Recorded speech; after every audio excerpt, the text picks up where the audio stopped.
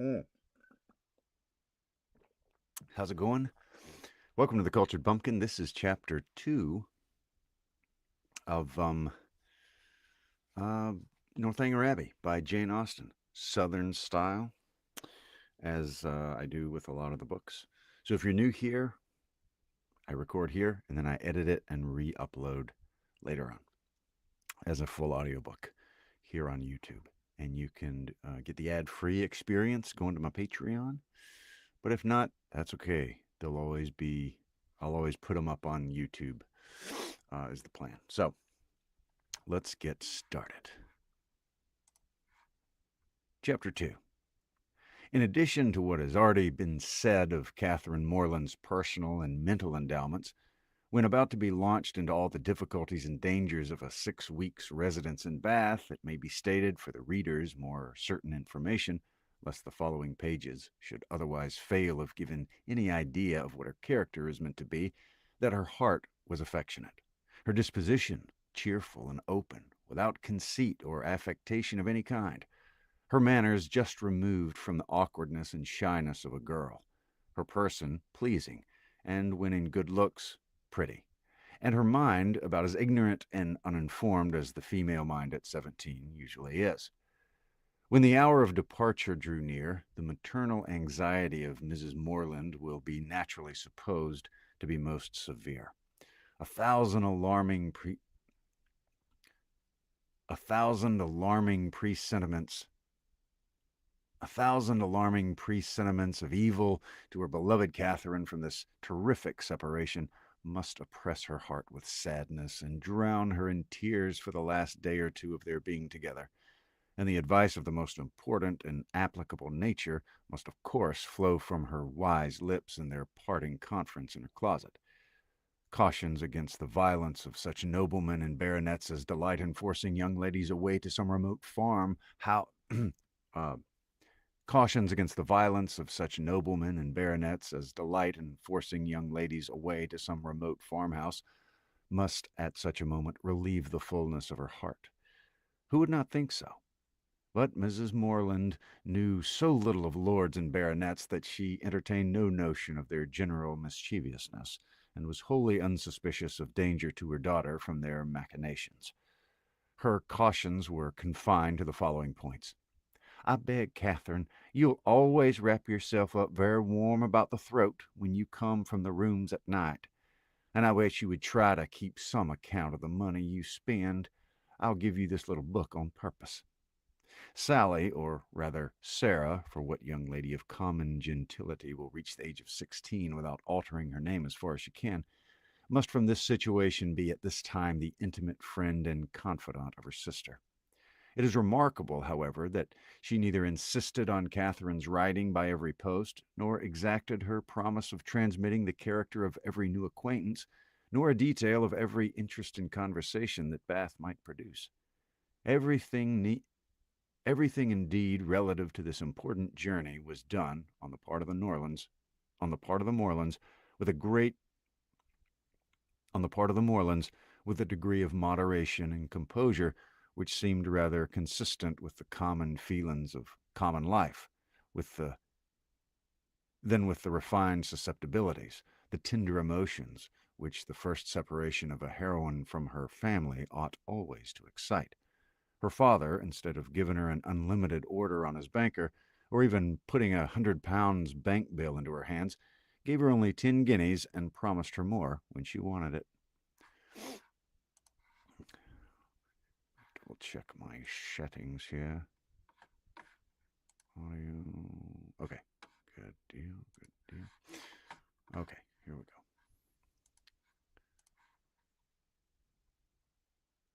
Under these unpromising auspices, the parting took place and the journey began. It was performed with suitable quietness and uneventful safety. Neither robbers nor tempests befriended them, nor one lucky overturn to introduce them to the hero. Nothing more alarming occurred than a fear, on Mrs. Allen's side, of having once left her clogs behind her at an inn, and that fortunately proved to be groundless. They arrived at Bath. Catherine was all eager delight. Her eyes were here, there, everywhere as they approached its fine and striking environs, and afterwards drove through those streets which conducted them to the hotel. She was come to be happy, and she felt happy already. They were soon settled in comfortable lodgings in Pulteney Street. It is now expedient to give some description of Mrs. Allen, that the reader may that the reader It is now expedient to give some description of Mrs. Allen, that the reader may be able to judge in what manner her actions will hereafter tend to promote the general distress of the work, and how she will probably contribute to reduce poor Catherine to all the desperate wretchedness of which a last volume is capable, whether by her imprudence, vulgarity, or jealousy, whether by intercepting her letters, ruining her character, or turning her out of doors. Mrs. Allen was one of that numerous class of females whose society can raise no other emotion than surprise at there being any men in the world who could like them well enough to marry them. She had neither beauty, genius, accomplishment, nor manner. The air of a gentlewoman, a great deal of quiet, inactive good temper, and a trifling turn of mind were all that could account for her being the choice of a sensible, intelligent man like Mr. Allen. In one respect, she was admirably fitted to introduce a young lady into public, being as fond of going everywhere and seeing everything herself as any young lady could be. Dress was her passion. She had a most harmless delight in being fine, and our heroine's entree into life could not take place till after 3 or 4 days had been spent in learning what was mostly worn, and her chaperone was provided with a dress of the newest fashion. Catherine, too, made some purchases herself, and when all these matters were arranged, the important evening came which was to usher her into the upper rooms. Her hair was cut and dressed by the best hand, her clothes put on with care, and both Mrs. Allen and her maid declared she looked quite as she should. And both Mrs. Allen and her maid declared she looked quite as she should do. With such encouragement, Catherine hoped at least to pass uncensured through the crowd. As for admiration, it was always very welcome when it came, but she did not depend on it.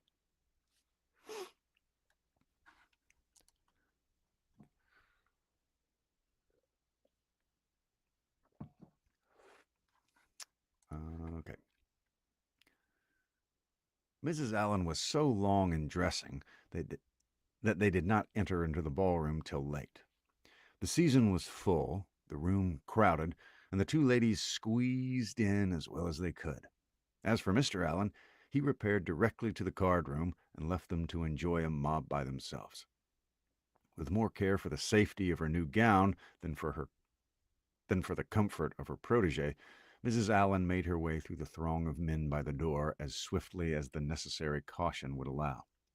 Catherine, however, kept close at her side, and linked her arm too firmly within her friend's to be torn asunder by any common effort of a struggling assembly. But to her utter amazement, she found that to proceed along the room was by no means the way to disengage themselves from the crowd.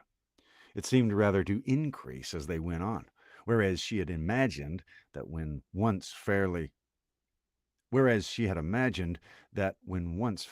the door, they could easily find seats and be able to watch the dances with perfect convenience. But this was far from being the case, and though by unwearied diligence they gained even the top of the room, their situation was just the same. They saw nothing of the dancers but the high feathers of some of the ladies. Still, they moved on.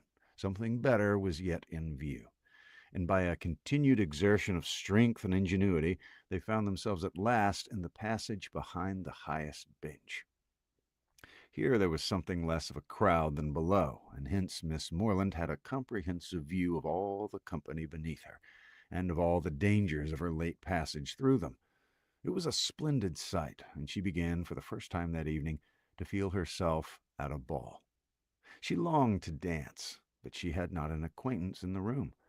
Mrs. Allen did all that she could do in such a case by saying very placidly every now and then, "I wish you could dance, my dear. I wish you could get a partner.